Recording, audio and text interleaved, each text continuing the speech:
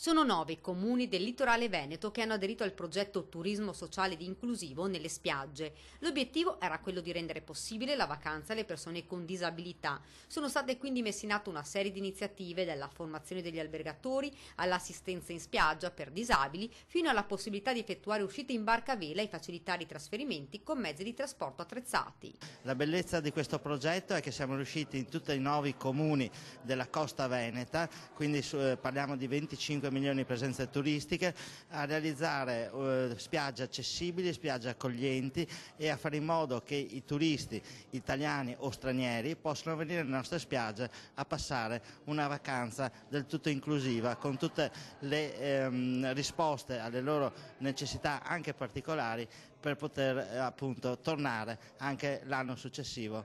Oltre 627.000 euro investiti per rendere il litorale veneto inclusivo più lungo d'Italia. È un progetto che vuole rendere il litorale veneto il più lungo e il più accessibile d'Italia, il più inclusivo, quindi aperto a tutti, anche alle persone che hanno delle disabilità. Sono 39 milioni i turisti a livello europeo che hanno condizioni di disagio, sia motori che sensoriali, e che hanno diritto di poter andare in vacanza. È una scelta, spiega Caner, etico-morale, ma anche un'opportunità da un punto di vista economico. Quest'anno infatti, grazie al progetto, si è registrato un incremento del numero dei turisti che chiedevano questi servizi.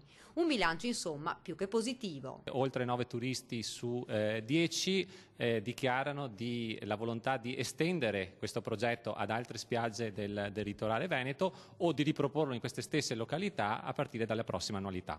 L'accessibilità è risultato il fattore determinante nella scelta delle località di vacanza da parte dei turisti. Il progetto verrà ampliato e potenziato.